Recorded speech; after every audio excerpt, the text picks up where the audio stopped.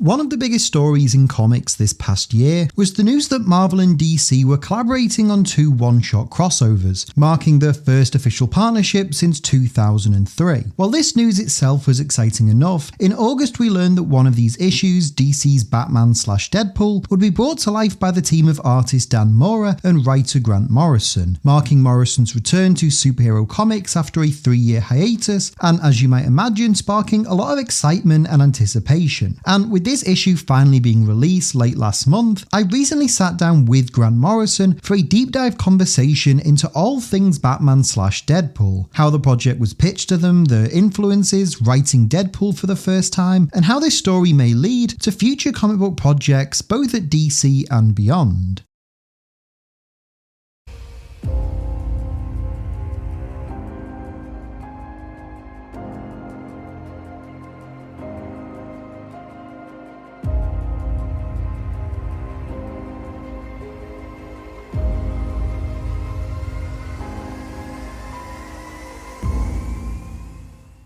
Hello everyone, welcome back to Owen Likes Comics. Today I am joined by an incredibly special guest. You may have seen recently that for the first time in, I think, 22 years, Marvel and DC Comics have teamed up for not one but 2 very enjoyable one-night stands, one quite more literally than the other. And to dive into that series and a couple of other comics along the way, I am joined by none other than Grant Morrison. Grant, how are you doing?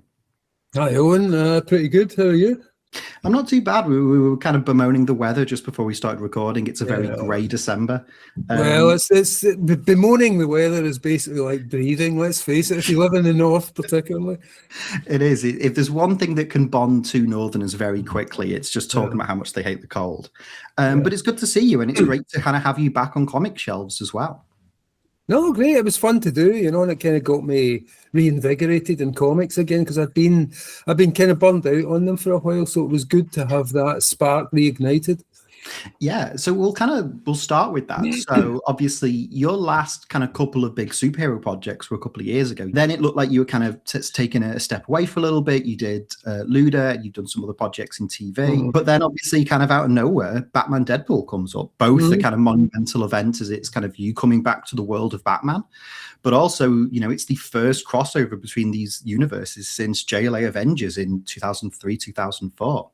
As we kind of dive into it, I was really interested to hear kind of how was this project pitched to you? It was really simple. Marie Javins at DC got in touch and just said, we're doing this. Would you be interested in writing it? And I have no idea what provoked Marie to actually get in touch with me because, as you say, I hadn't done anything for a while and I wasn't really up for anything. And it seemed like an unlikely one, So the fact that she got in touch with me was so bizarre in the first place. But as soon as she said Batman Deadpool, my mind started going on it, and that's when I knew, well, the chances are I want to do this thing because it immediately started to spark some thoughts.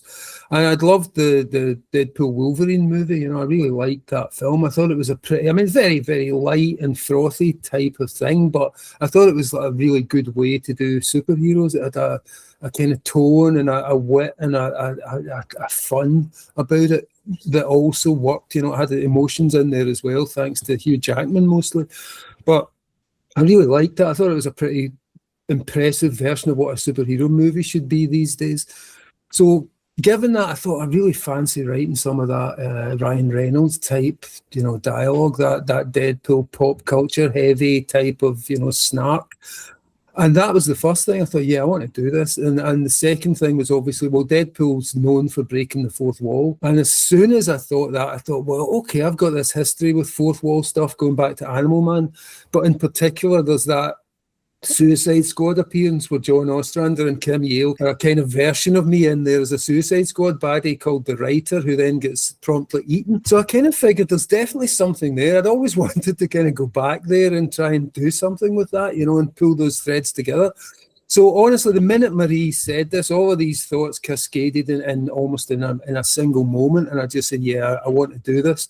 So that was it. It was a very, very simple, very unlikely, very out of the blue, but at the same time, it was exactly what I wanted to do at the time, and it just all fell together really easily. And it's interesting kind of looking at it as someone that's quite a big fan of your body of work. Obviously, you've had so much history working on Batman dating back to the mid-80s. It feels like you can very easily slip back into Batman's head and his voice. I always thought that the idea of you writing Deadpool is really interesting because it's a character that you've never tackled in any of your comics.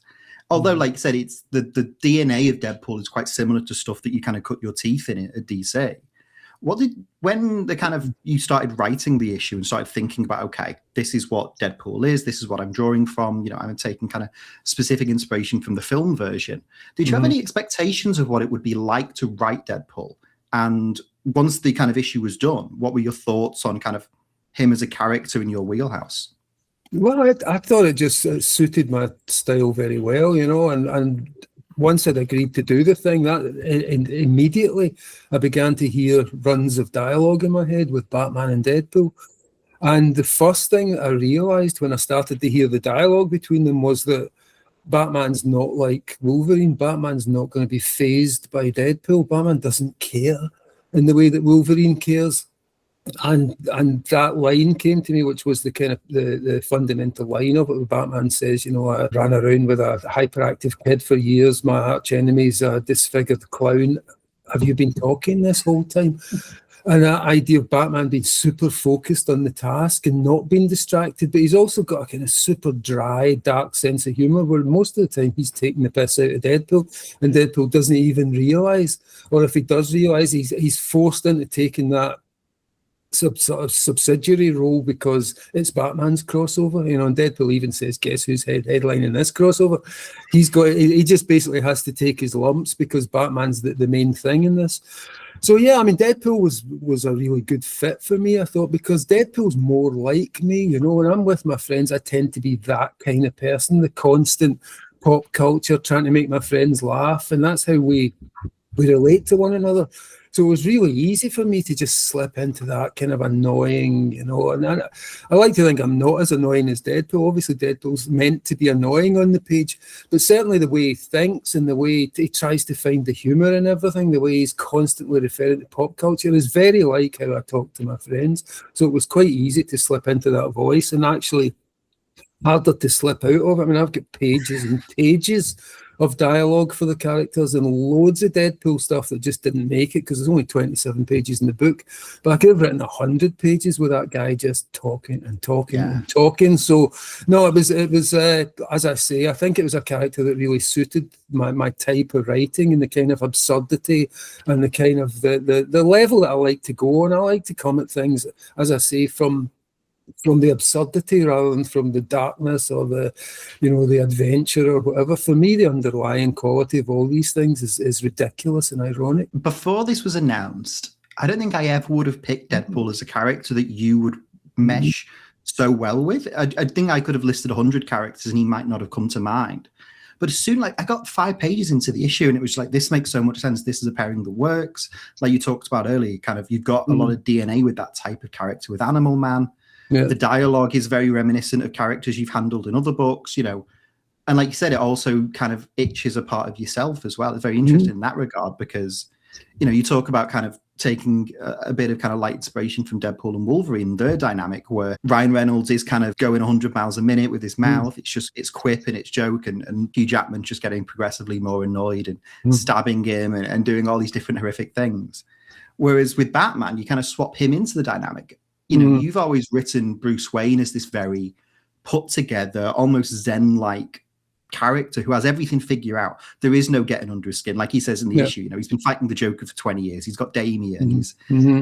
He's been through the ringer. Nothing can faze him. And so kind of Deadpool's reaction to that and the dynamic they have, I think, is such a fun. Like you said, it's a shame it was only 27 pages because I could have easily read 6 or 8 issues of those two going on hijinks. It was such a fun pairing. You mentioned as well that this issue is kind of a spiritual sequel to Suicide Squad 58. I was really interested in hearing kind of about, because not only does this issue kind of reintroduce the writer and kind of give him and also the character of Sportsmaster a bit of a resolution, but you also kind of weave in Cassandra Nova and Damian Wayne, kind of 2 of your most prominent original creations that you brought into comics. I was really interested in hearing about how quickly into the kind of development of this story you realized you wanted to use the writer, and then when and where Cassandra and Damien kind of came into the equation? Well, the writer was straight away, that I knew I wanted to do that once I thought about the fourth wall stuff, and I thought about, there's that interesting little thread that was left dangling back in the 90s, and I'd like to do something with that because it feels as if it pulls things tighter from my Animal Man stuff, and it kind of binds the beginning of my work at DC with this kind of work at the end. That approach definitely came first, and Damien came into it because I was given a brief which said, you've got Batman and Deadpool, you can have a guest star from DC and the villain from Marvel. So in the first book, you see that they've got the villain is the Joker because they had their villain from DC. So we'd have a villain from Marvel. And I obviously knew that the guest star would have to be Damien. It gave Batman someone to talk to for a start, and it allowed me to then set up the bit at the end where Damien appears, because it's set up early on and then he shows up. So that was a no-brainer. And as soon as I thought of that, I thought, who can the Marvel villain be? And I was running through a bunch of possibilities, and then it was obvious, it was Cassandra Nova because she'd been in the Deadpool Wolverine movie. So she was one of my characters that I think a wider mainstream audience can just understand. Damien's easy to get. He's the son of Batman and he dresses in a Robin costume. So he's Robin and he's the son of Batman. That's easy to understand. And Cassandra Nova was coming from a movie, so I didn't have to do too much explaining of who the villain was. Once you see her doing her thing, you kind of know she's the bad guy in the story. So again, it was an easy way to do, because the story was quite short and there wasn't a lot of space to really involve myself in the motivations of the villains or what the guest star had been up to. But if I could use them judiciously enough, then they would hit home, because, as I say, they were very recognisable to a more mainstream audience. So that was the idea there, and those characters were really obvious. But the thing that was great about that, obviously, is that I created both Cassandra Nova and Damian Wayne, so it allowed me to play even deeper into the fourth wall aspect of the story. And so obviously they were just the two perfect choices for those reasons. Well, that's what I really enjoyed about it, is there's such a kind of, on so many levels, it's such an incredibly meta story where it's not only kind of referencing, everything with the writer, with Animal Man and Suicide Squad, but it's also kind of you kind of dipping your toe back into the sandbox of these universes and kind of checking in with three characters that you created. And I think that's a really interesting framing device, especially around the book's actual framing device, which is Kismet and Eternity.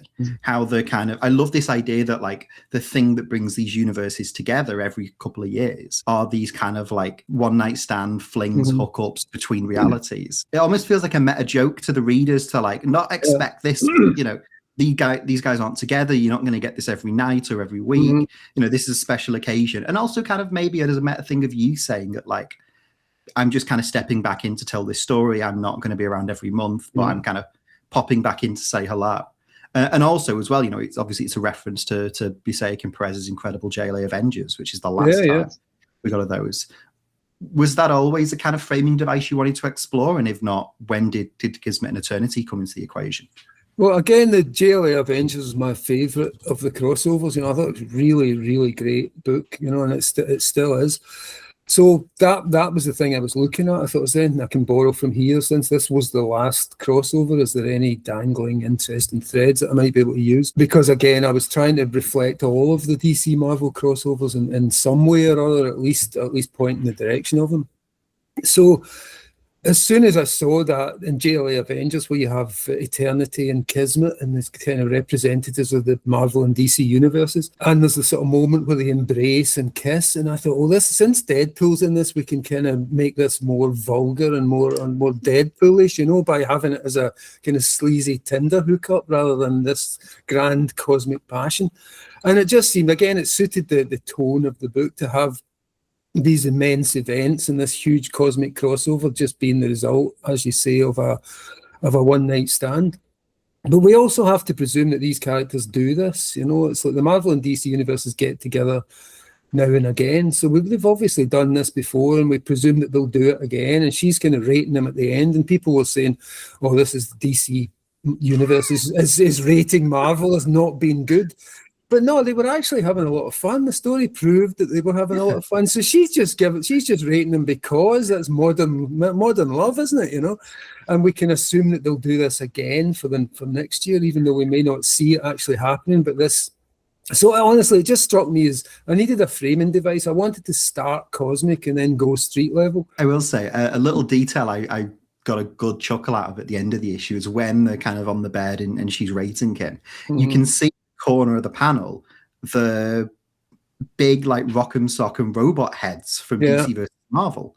Where in that story, it's been a little while since I've read that, but I think they're kind of these two brothers, they kind of symbolize each reality. Mm-hmm. And you always get the sense that like, oh no, maybe that was Kismet and Eternity and they're doing some sort of like kinky role play.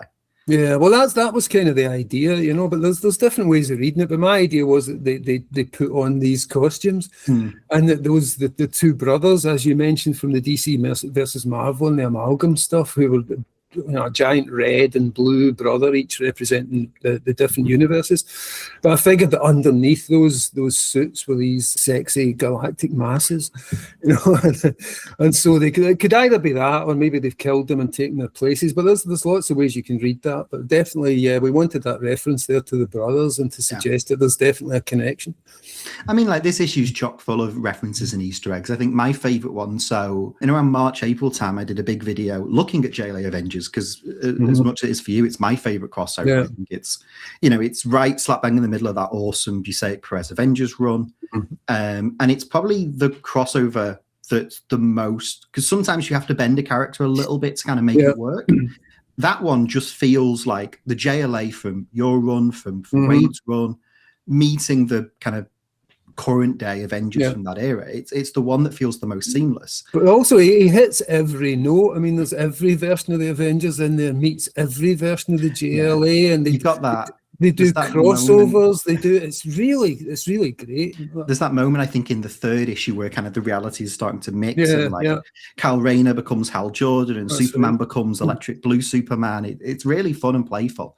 But when I was making the video, I really dived into the 1980s crossover that obviously never got made, the Jerry Conway, George Perez, Len Wein one, and reading all of the letters and the emails and the back and forths and everything in Marvel Age and all these other magazines. And when I was reading this issue and we get to the page where Deadpool sees the fourth walls and he sees the plot need not be the best possible. What made you want to kind of reference that story? Because obviously that's a quote from Dick Giordano, where Shooter is kind of like grilling Conway's script and is really unhappy with kind of the project. What made you kind of want to reference that? And is that something that's always been a bit of a fascination for you, that story? That whole story and the exchange between them was always really interesting to see where they were both coming from at that time, and how, you know, DC were much more willing to be freewheeling and just give it a go and hope for the best, and Marvel were absolutely controlling. You know, I think that was Shooter's nature, is to be really controlling of everything because he felt that only he really knew how it was done. And again, it was a way of just pointing to that, because as I said, I wanted to incorporate all of those crossovers and the kind of and everything around the crossovers. So it just seemed like fun to put that on the wall, and also to get myself out of any trouble. If people just said, this is terrible, I would just say, well, the plot may not be the best possible. Dick Giordano said it. I'm just following his decent...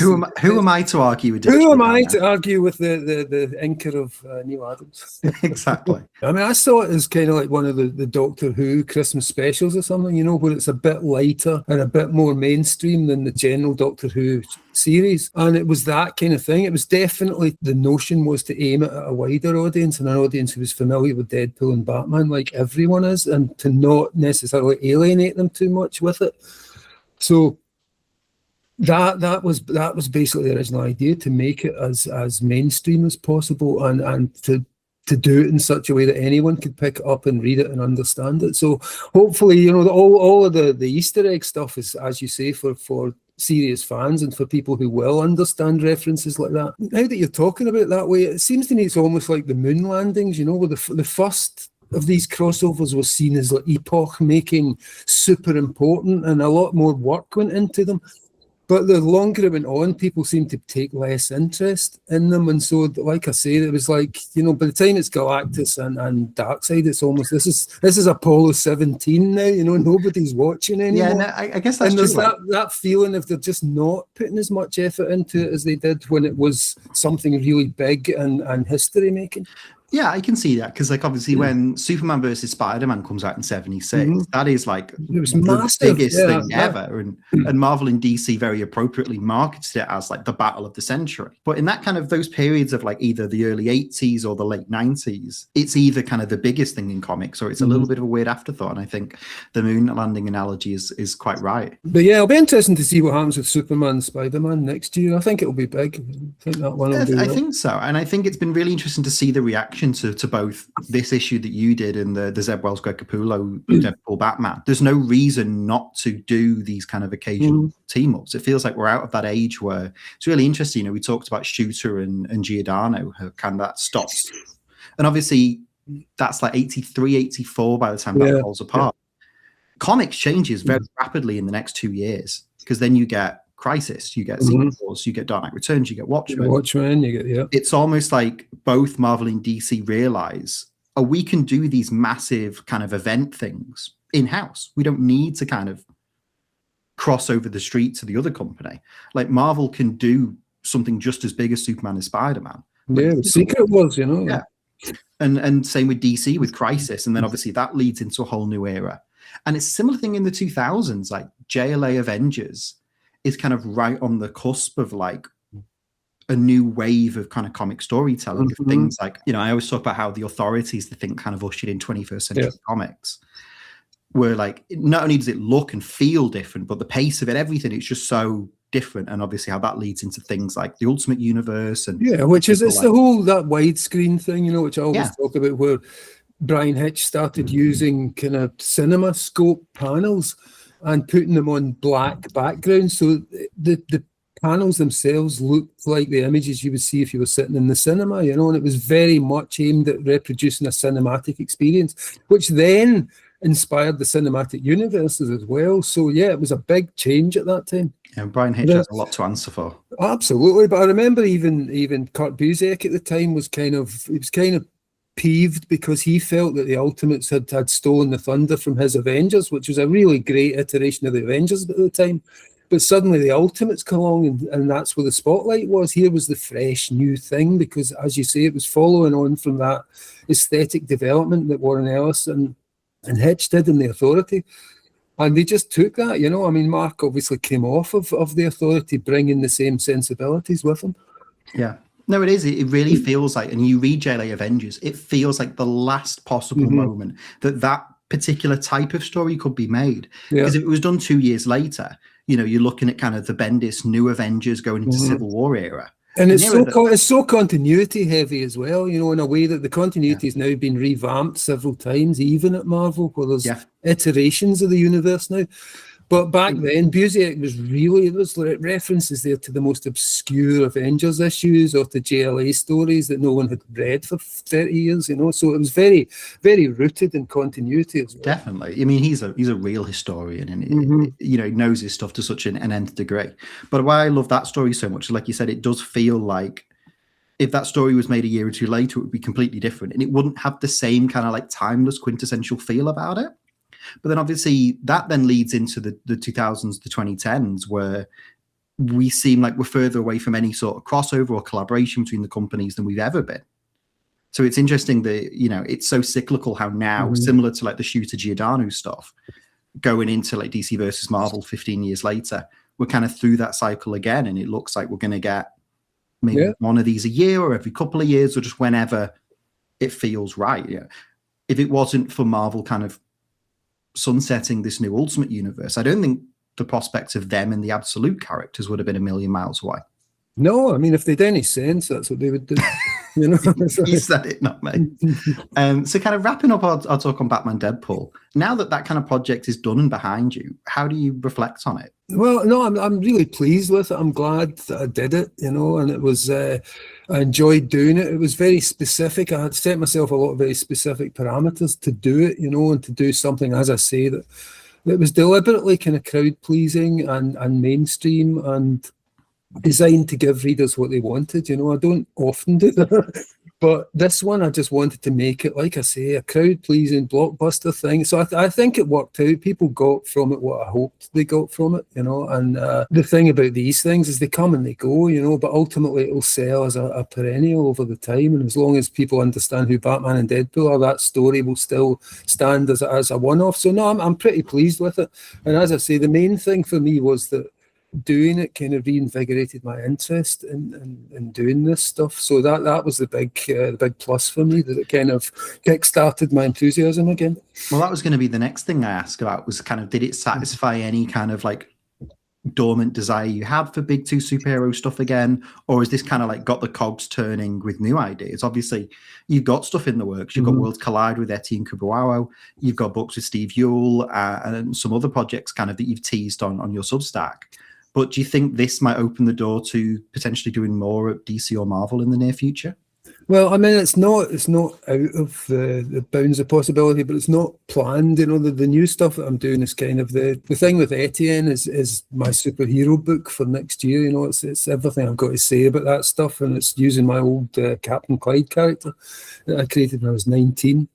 So again, it's like when you get to when you get older and you're reaching the end of your career, certainly for me, I want to start tying it back to the start, so that once I'm gone, everything has a kind of nice symmetry, So I'm making the effort to make sure that I'm kind of balancing things out at either side.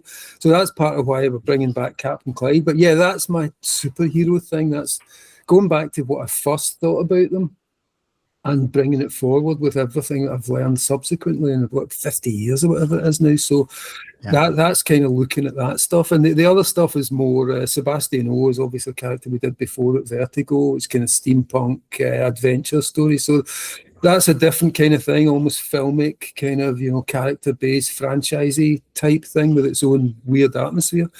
And the rest are a couple of horror things. So it's all new ideas that I'm doing with comics. But I still do want to kind of do the Arkham Asylum 2 idea that I had. And I'm still kind of talking about that, and I've written like 40 pages of it. So there is a thing there that I might just get around to doing, and if DC are interested in doing that, and if we can get that organised. So I've heard you talk about that Arkham project before. It's kind of been something that's been kind of mentioned over the years, and I've always been very intrigued by it. So much so that when kind of rumors started to circulate that before it was announced that you were doing Batman Deadpool, that you were doing something at DC, my immediate first guess was that it might be that Arkham book finally seeing the light of day. Oh yeah, I mean it's there. The thing's really good, and it's a great kind of bookend to the original one.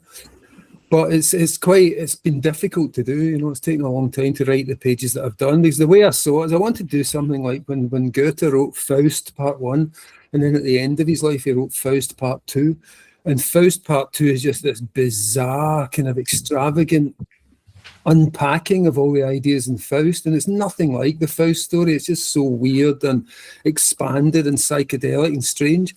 So my kind of idea was like, let's try and do an Arkham Asylum 2 that's like Faust Part 2. So setting myself a low bar, No.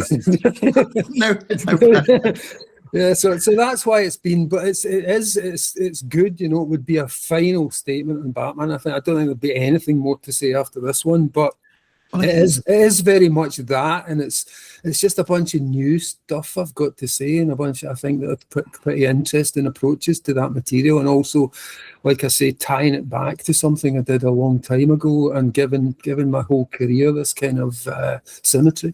Well, that idea of tying things back is, I'm really glad you brought that up, because we mentioned two books that we mentioned briefly earlier were your run on Green Lantern and Superman and the Authority. Superman and the Authority, I think, is such a brilliant series, but it does feel very much like your last thesis on Superman and of superheroes. It's a bit more of an older, world-weary Superman reflecting on his own legacy and whether or not his generation have solved the problems that they wanted to face. There's a very easy meta read on that as it being one of your last things at DC. but also with what you and Liam did on the Green Lantern. Like, I remember when I was reading season 2 as it was coming out, and like Liam Sharp's art it's some of the best art in comics in years. But those last couple of issues where it starts to get more and more reminiscent of like what Dave McKean had done on Arkham Asylum. That last issue feels so directly like intentionally linking back to that it is almost like a really full circle thing. Like you could read his Grant's first big project at DC and the last big project at DC, and it is this very cyclical, which, you know, speaks to superheroes, that the story never ends. That's the big thesis of Superman and the Authority, is that, like, you know, All Star ends with Superman giving this big heroic self-sacrifice, and it's left in quite an ambiguous fate. Superman and the Authority, your kind of final statement is that Superman goes off on another mission, and that's another story for someone else to tell, that these characters never end. So I always thought that was really interesting. So to hear you say that kind of this idea of tying up these threads and loose ends as an intentional choice fits really nicely with my reading of those books. No, very much. And I think you have to be aware of that with the work that you do or the art that you do. And obviously I'm always influenced by David Bowie's approach. And just the fact that Bowie, and I'm not talking about, I'm at this stage yet, preparing for his death, but, you know, he writes Black Star, and he actually puts his death into a brilliant song and a brilliant video. And so I think as a creative person, you actually have to be aware of all this, and to be aware of what's your career going to look like when you're gone. Is it going to, is there something there that is complete and finished, and that people can study and see all those connections, you know, and that the connections are deliberate, the connections become part of the art that you've actually accomplished over an entire lifetime. Yeah. And also, so for me, it's that. It's just a case of you want to leave a piece of art as well. The art that you do should have its own internal structure and its own balance and its own aesthetic. So it's just that, you know, I'm always aware of that and trying to make the work at least conform to where I am now and how it relates to everything I've done. Definitely. And also, it sounds really simplistic and obvious to say, but it's true. It's like, you can't write about legacy when you're in your 20s and 30s. You know, when you are kind of on the up and you're this kind of young, cocky writer, you can't really talk about these ideas of kind of longevity and legacy. That's something that only comes with experience and with age. So it makes sense that kind of people like yourself, like Mark Waid, other writers that have been around for a good while, are starting to really delve into those ideas of kind of what is my body of work? What am I leaving behind? What is the overall message I've tried to say? And I think that's a really interesting creative process for any writer, let alone. Yeah, and especially if you've had a few decades, you've been up and down, you know, you've had these moments of imperial phase and you've had the moments where you're no longer cool. And I think it's really helpful. You know, it's great when you're on the up and up and you're everybody's favourite young superstar. It's a fantastic feeling.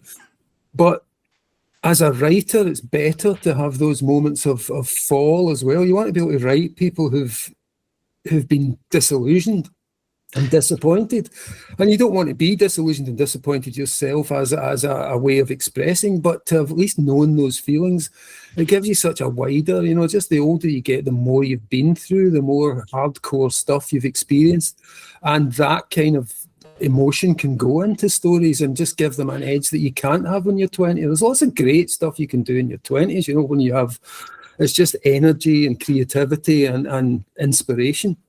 But later, I think you become, it's much more sophisticated, you know. Yeah. So the emotions that you've got to deploy are much more sophisticated and much more in depth and much more graded and defined. So I think it allows things to touch a wider readership, you know, if you've had more experience. So as we wrap up, where can people find you, kind of keep up to date? Obviously, I know you're quite prominent over on your Substack, Xanadu. Yeah. Where can people kind of support you, follow you, and maybe what have you got to look forward to in the near future? Well, as I say, I've got a whole bunch of comics hopefully coming out next year, and people will start hearing about that soon enough. The Xanadu thing, I kind of do the newsletter every week, so people can come there, and it's got a huge archive there of stuff that I've done. So there's drawings, there's songs that I've done, there's you know, scripts, there's a whole bunch of stuff. So yeah, I mean, that's where I am on a regular basis. Otherwise, you can't find me at all. Hey everyone, thank you so much for watching today's video. I hope you enjoyed it. If you did, please make sure to leave a like on this video and leave a comment down below as well. Let me know your thoughts on everything we talked about in today's video. I can't wait to hear what you have to say as always. If you're new to Owen Likes Comics, please make sure to hit the subscribe button and the notify bell so you don't miss out on any future videos. And if you enjoyed this and you want some more, there should be some other videos on screen right now that you might also enjoy.